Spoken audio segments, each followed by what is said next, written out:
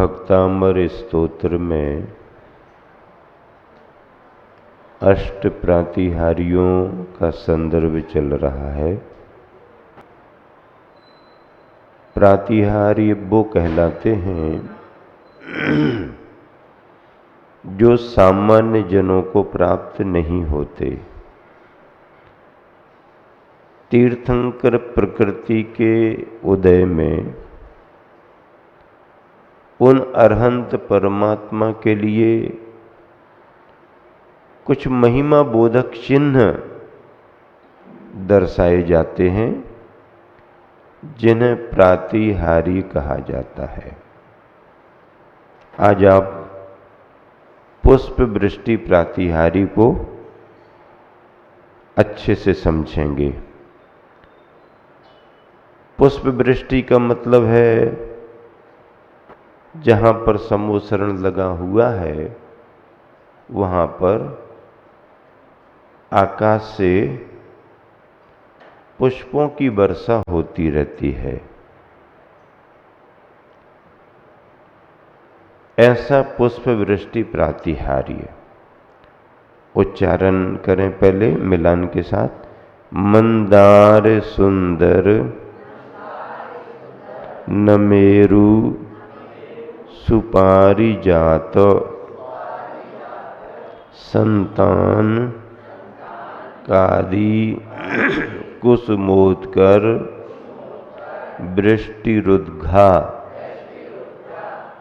वृष्टिरुद्धा गंधोद बिंदु शुभ मंद मरुत प्रपाता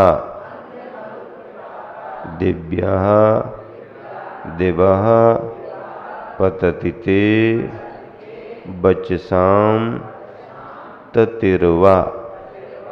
एक साथ मिलकर मंदारे सुंदर नमेरु सुपारिजात संतान कादि कुसुमोत्कर वृष्टिरुद्ध गंधोदे बिंदु शुभ मंद मरुत प्रपाता दिव्या दिवाह पततिते बचसाम ततिर्वा।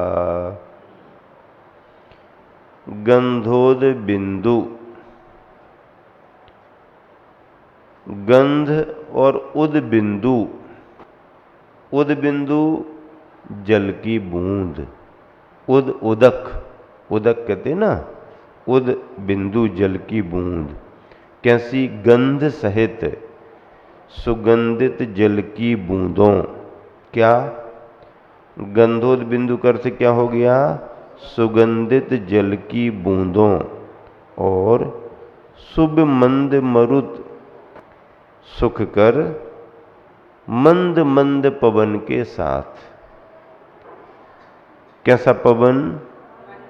मंद मंद पवन, धीमी धीमी हवा। तेज हवा में बाधा होने लगती है और मंद मंद हवा चले तो अच्छा लगता। सुखकर समीर, समीर वायु। कैसी? सुखकर, सुखद लगने वाली पवन, मंद मंद वायु हवा। ऐसे उसके साथ गिरने वाली सुगंधित जल की बूंदों और सुखकर मंद पवन के साथ गिरने वाली प्रपाता, गिरने वाली। उद्धा दिव्या, ऊर्ध्वमुखी और दिव्य, दिव्य यानी मनोहर। मंदार सुंदर, मंदार नामक, सुंदर नामक। नमेरु सुपारिजात, नमेरु नामक और सुपारिजात, सुष्टु पारिजात, पारिजात। संतानक आदि, संतानक आदि। कुसुमोत्कर वृष्टि, कल्प वृक्षों के पुष्पों की वर्षा। ते बचसाम, आपके वचनों की, ततिहवा पंक्ति की तरह, दिवा पतती आकाश से गिरती है, पड़ती है। क्या भाव स्पष्ट हुआ? भावार्थ, हे नाथ, हे भगवान, सुगंधित जल और मंद पवन के साथ आकाश से जो कल्प वृक्ष के पुष्पों की वर्षा होती है वह ऐसी लगती है मानो आपके श्रीमुख से दिव्य वचन पंक्ति ही झर रही हो। पुष्प वृष्टि प्रातिहार्य, पुष्पों की वर्षा होती है। कौन से पुष्पों की वर्षा होती है? कल्प वृक्ष के पुष्पों की वर्षा होती है। स्वर्गों में भी कल्प वृक्ष होते हैं, भोग भूमि में भी कल्प वृक्ष होते हैं। स्वर्गों के कल्प वृक्षों के नाम भी बताए हैं, मंदार, सुंदर, नमेरु, सुपारिजात, संतानक आदि आदि लगा के कई नाम हैं। ये सब कल्प वृक्षों के नाम हैं, स्वर्गों में रहने वाले। उन कल्प वृक्षों की क्या विशेषता होती है? उन कल्प वृक्षों से मिलने वाली सामग्रियां सड़ती गलती नहीं हैं, उनमें विकार विकृतियां नहीं आती, उनके आश्रित जीव नहीं रहते हैं। क्या? उनके आश्रित जीव नहीं रहते हैं। सुंदर सुंदर रहते हैं, सुगंधित सुगंधित रहते हैं, मनोहारी होते हैं। लेकिन जैसे आप पेड़ पौधों को देखते हो, उनके फूल फलों की स्थितियां समझते हो, वैसे कल्प वृक्षों में नहीं। कल्प वृक्षों से प्राप्त सामग्री दिव्य दिव्य हुआ करती है। कैसी हुआ करती है? दिव्य दिव्य दिव्य दिव्य। हाँ, तो स्वर्गों की सामग्रियां दिव्य दिव्य होती हैं। मनुष्य लोक की सामग्रियां सड़न गलन वाली होती हैं। कैसी होती हैं? फूल वगैरह जब तक डाली में लगे हैं, पौधे पर लगे हैं, तब तक कितने सुंदर सुंदर दिखते हैं, गंध अच्छी अच्छी आती रहती है। और जरा फूलों के लिए तोड़ लो तो भी थोड़ी देर के लिए ठीक ठाक दिखते हैं, और फिर शाम तक रख लो, स्थिति कैसे लगने लगती है? अगले दिन तक रख लो, कैसी लगती है? और 2-4 दिन तक रख लो, समझ में ही नहीं आता फिर।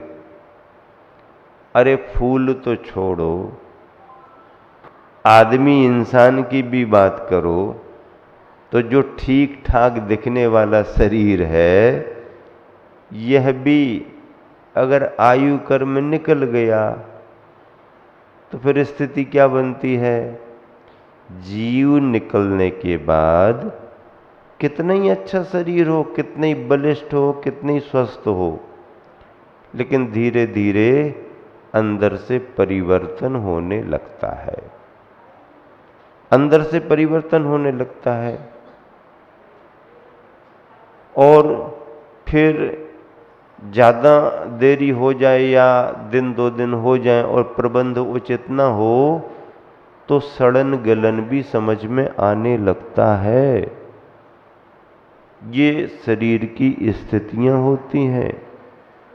फूल फलों की, अनाजों की भी ऐसी स्थितियां हैं। मनुष्य लोक में सबकी ऐसी स्थितियां हैं। लेकिन यहाँ पर पुष्प वृष्टि प्रातिहारी में जिन पुष्पों की चर्चा चल रही है वो कहाँ के पुष्प हैं? तुम्हारे यहाँ के बाग बगीचों के नहीं हैं, खेतों के नहीं हैं, तुम्हारे द्वारा लगाए गए नहीं हैं। हाँ, नहीं, इन पुष्पों की चर्चा नहीं है।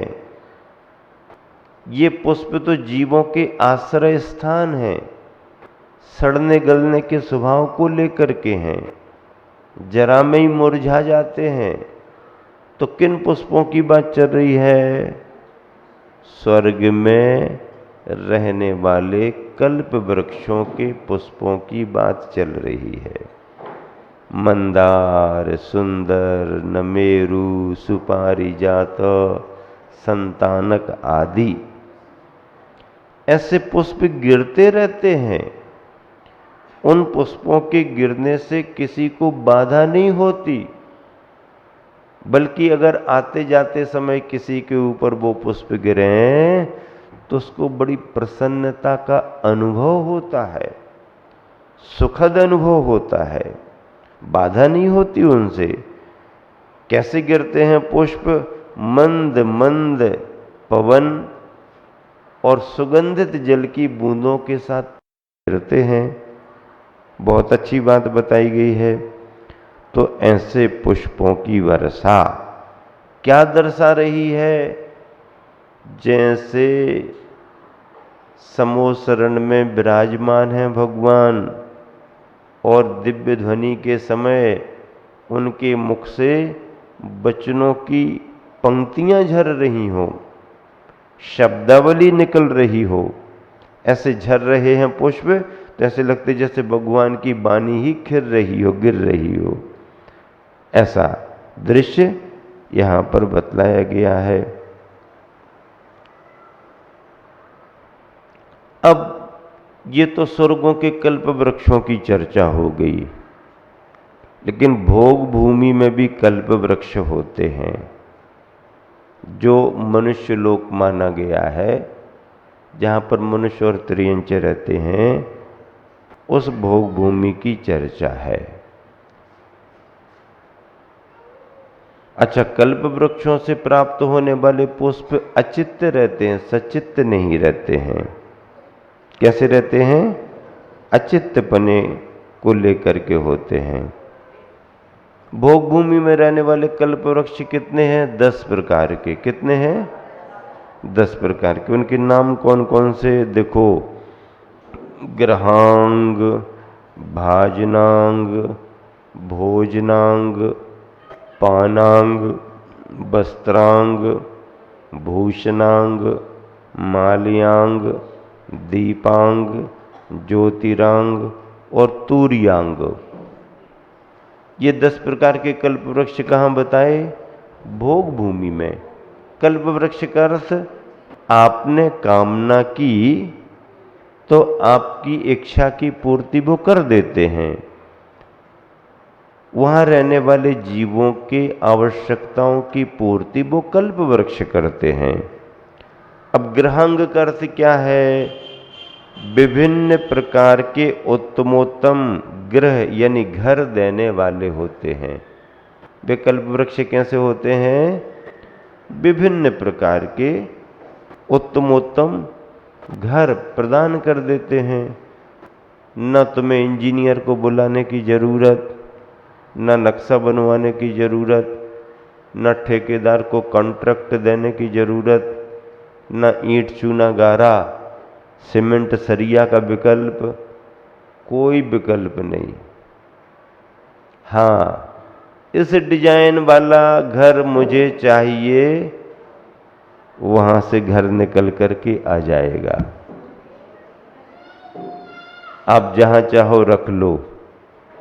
अगर ये सुविधा अपने पास ऐसी होती अभी वर्तमान में, पर संस्कार शिविर में तो अपन निश्चिंत हो जाते। मंगाओ अच्छी अच्छी धर्मशालाएं, खड़ी कर दो सब जगह, कोई दिक्कत नहीं। लेकिन ऐसा अभी नहीं है। भाजनांग, भाजन यानी बर्तन, विभिन्न प्रकार के उत्तमोत्तम बर्तन पात्र देने वाले हैं। भोजनांग, विभिन्न प्रकार के उत्तमोत्तम भोजन देने वाले हैं। आपको कौन सा भोजन चाहिए, कौन सा भोजन चाहिए, कौन सा आइटम चाहिए, जो आप मांगोगे वृक्ष वो आपको दे देगा। मौसम के अनुसार क्या चाहिए ले लो, जिस प्रदेश का चाहिए उस प्रदेश का ले लो, देसी ले लो, विदेशी ले लो, काहे परेशान हो रहे हैं? हाँ, कल्प वृक्ष सभी प्रकार के भोजन को प्रदान करते हैं। पानांग विभिन्न प्रकार के उत्तमोत्तम मधुर पेय पदार्थ देने वाले हैं। वस्त्रांग विभिन्न प्रकार के उत्तमोत्तम वस्त्र देने वाले हैं। भूषणांग विभिन्न प्रकार के उत्तमोत्तम रत्नादि आभूषण देने वाले हैं। माल्यांग विभिन्न प्रकार के उत्तमोत्तम सुगंधित पुष्प मालाएं देने वाले हैं। दीपांग विभिन्न प्रकार के उत्तमोत्तम चंद्रमा के समान शीतल प्रकाश एवं उस प्रकाश को देने वाले दीपों को प्रदान करने वाले हैं। ज्योतिरांग विभिन्न प्रकार के उत्तमोत्तम सूर्य के समान प्रकाश देने वाले हैं। तूर्यांग विभिन्न प्रकार के उत्तमोत्तम भेरी नगाड़ा आदि वाद्य यंत्रों को देने वाले वाद्य यंत्रों को तूर्यांग। ये 10 प्रकार के कल्प वृक्ष भोग भूमि में रहते हैं। और भोग भूमि में रहने वाले जीव कोई आजीविका नहीं करते, नौकरी नहीं करते, खेती बाड़ी नहीं करते, व्यापार नहीं करते हैं, श्रम परिश्रम करने की उनको जरूरत नहीं। अब उनकी आवश्यकता की पूर्ति कैसे होगी? तो कल्प वृक्षों से होती है। कल्प वृक्ष लगे हैं, जिन्हें जो आवश्यकता हो मांग लो। फिर क्या है?